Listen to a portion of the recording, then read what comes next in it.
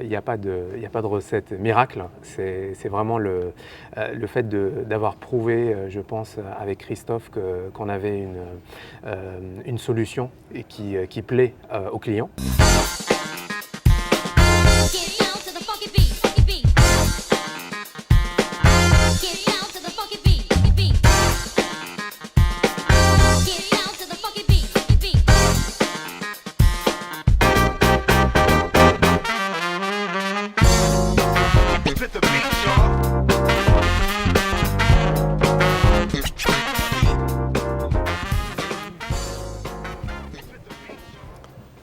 Bonjour Noureddine Bekrar. Bonjour Philippe.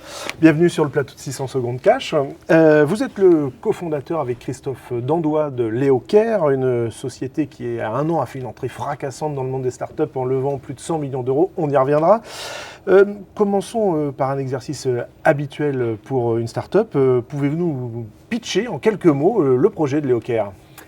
Alors, Leocare, c'est une néo-assurance, donc par analogie aux néobanques. Donc, c'est une assurance nouvelle génération qui propose aux foyers français d'être protégés d'une manière très innovante. Donc, on protège leurs biens aujourd'hui, mais on leur propose aussi des services de prévention pour éviter les sinistres.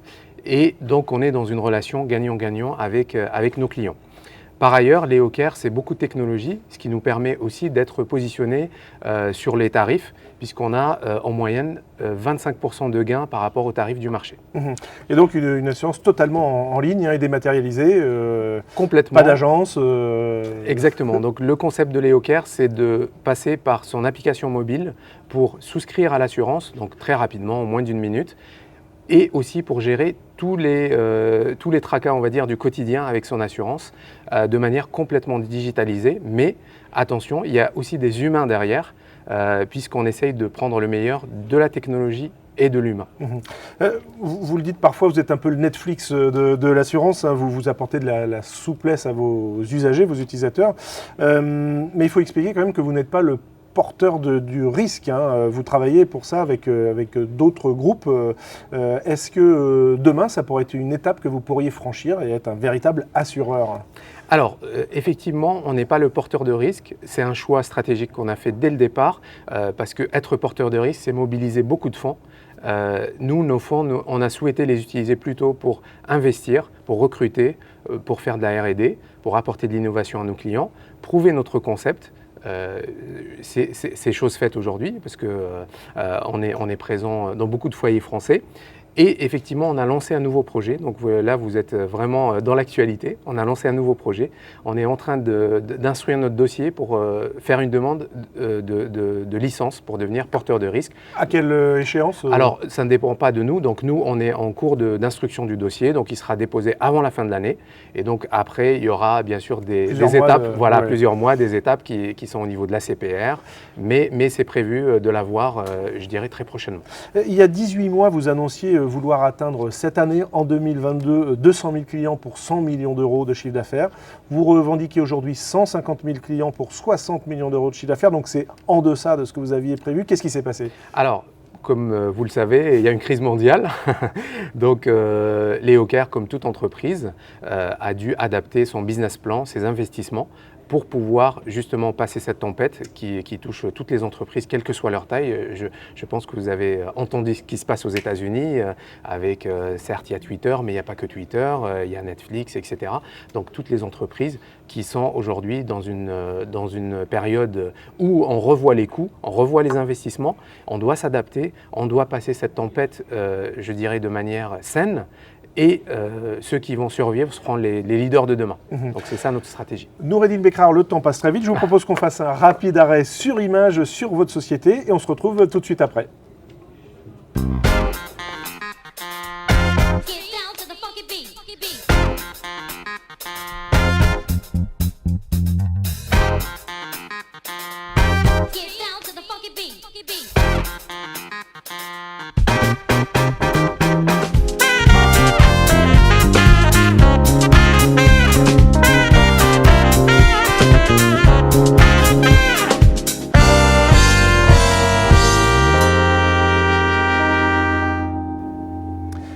Becra, revenons sur cette levée de fonds record, plus de 100 millions d'euros, je le disais tout à l'heure, dans le monde des startups, ça doit en faire rêver plus d'un, j'imagine.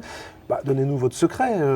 Comment vous avez réussi à trouver l'argument qui tue auprès des investisseurs? Alors, je vous rassure et je rassure tous les entrepreneurs, il n'y a pas de recette miracle. C'est vraiment le fait d'avoir prouvé, je pense, avec Christophe, qu'on avait une solution qui plaît aux clients. Donc finalement, la finalité de chaque entreprise, c'est d'avoir des clients et d'avoir une traction. Donc suite au lancement de l'entreprise, effectivement, au début, il y avait très peu de gens qui croyaient en nous, clairement. Donc d'être face à des mastodontes de l'assurance qui sont très riches, qui sont très avancés par rapport à nous. Donc on a dû travailler très dur et prouver que notre concept fonctionne. Et c'est ce qui a plu aux investisseurs. Mais être aussi dépendant d'actionnaires, on peut citer l'assureur breton Jacques Verlingue, qui fait partie des investisseurs. Est-ce que ça met pas une pression folle? Est-ce que vous arrivez à dormir la nuit? Alors, je dirais que personne ne peut nous mettre plus de pression que ce qu'on se met nous-mêmes, donc clairement. Et donc ça fait partie aussi des recettes. Mais le fait d'avoir des investisseurs, nous, on le voit de manière très positive. Vous avez cité le cas de Jacques, qui est quelqu'un qui a cru en nous dès le début. Et donc, on le remerciera jamais assez. Et donc, c'est des gens qui peuvent nous apporter beaucoup, finalement, sur la prise de recul, les décisions stratégiques de l'entreprise, ce qui se passe sur le marché, etc. Donc, clairement, les investisseurs, il faut les voir plutôt comme des alliés, comme des gens qui apportent de la valeur à l'entreprise et sur lesquels on peut compter, que ce soit donc, dans les moments, je dirais, les moments fastes ou les moments difficiles, comme vit l'économie actuellement. Alors, lever des fonds, c'est une stratégie que tous ne partagent pas. Certains entrepreneurs bretons, je vais en citer un que vous avez bien connu, qui est Hugues Méli, qui a été votre ancien patron chez Niji. Ils estiment qu'une boîte saine, c'est d'abord une société qui n'a pas besoin de lever de fonds et doit compter seulement sur sa trésorerie, ses résultats. J'imagine que vous n'êtes pas tout à fait d'accord avec cette vision. Non, mais effectivement, moi clairement, et avec Christophe, on partage cette vision-là. Le fait de lever des fonds, c'est une stratégie qui est liée à une ambition. Ça dépend de l'ambition de l'entreprise. Nous, clairement, depuis le début, on avait pour ambition de créer un acteur très important de l'assurance en France et en Europe. On pourrait être dès aujourd'hui autosuffisant avec les clients qu'on a et les rentrées de fonds qu'on a, mais on a pris finalement ce chemin-là parce qu'on souhaite aller vite, grappiller des parts de marché et créer un acteur qui soit très important. Donc ça dépend de son projet en fait. Ça dépend du projet. Il n'y a pas de bonne ou de mauvaise stratégie, pardon. Ça dépend du projet, de l'ambition qu'on a autour de ce projet. Alors Noureddine Becra, tradition dans cette émission. Oui, vous riez déjà, nous avons un petit cadeau à chaque fois pour notre invité. Mais avant de vous le remettre, je vous propose qu'on refasse une nouvelle pause et on se retrouve tout de suite après la Minute Orange.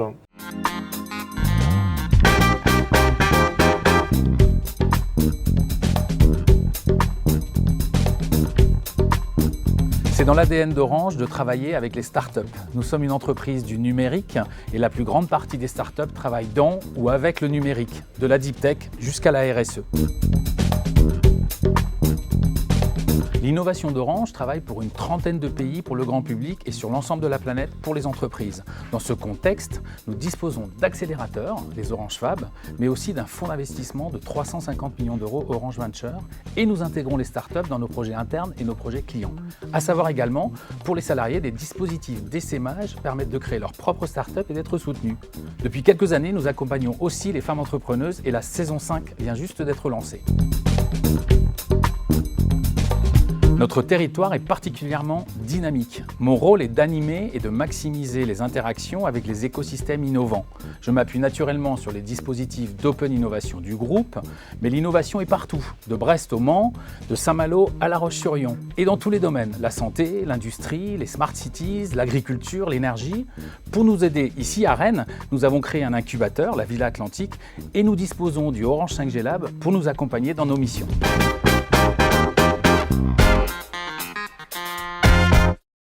Retour sur le plateau de 600 secondes cash au Works. Alors Noureddine Becra, voici votre cadeau. Je vous laisse l'ouvrir. Bon, écoutez, j'ai en même temps hâte et en même temps peur. Mais... C'est un sentiment normal, a priori. Il a été bien emballé. Non, je vais y aller franco. Du coup, il a été bien emballé. J'entends des bruits. Alors c'est Noël avant l'heure avec cette petite voiture, alors une voiture qui n'est pas choisie au hasard, hein. Vous voyez de quoi je veux parler, Bien c'est sûr. une Tesla. Est-ce que ça vous parle si je vous dis Tesla, si vous faites le lien avec les Hawker? Alors Tesla, déjà, on est admiratif devant l'évolution de cette entreprise qui est sortie de nulle part et qui est devenue aujourd'hui un leader mondial, hein, déjà le leader sur le véhicule électrique et en termes de valorisation, un leader aussi, même par rapport aux acteurs historiques. Donc on s'inspire beaucoup de l'ambition et de ce qu'a mis en place cette entreprise. Et nous, chez les Hawker, clairement, la clientèle Tesla est aussi une cible pour nous, parce que c'est des gens qui ont l'habitude d'utiliser le digital dans leur quotidien. C'est pour ça qu'ils ont aussi acheté ce type de véhicule. Et aujourd'hui, les Hawker a su finalement adresser cette population, puisqu'on est le premier assureur en France pour les Tesla Model 3. Et ça, je peux vous dire que c'est une fierté pour nous, parce qu'on est un nouvel acteur et avoir ce genre de résultats, c'est un travail de longue haleine, mais qui nous apporte aussi beaucoup de satisfaction et de fierté. Très bien, merci beaucoup Noureddine Bekrar. Vous allez pouvoir jouer avec maintenant. Elle est électrique, hein, ce sont des piles. C'est la fin de ce nouvel épisode de 600 secondes cash et on se retrouve très bientôt pour une nouvelle émission. Salut!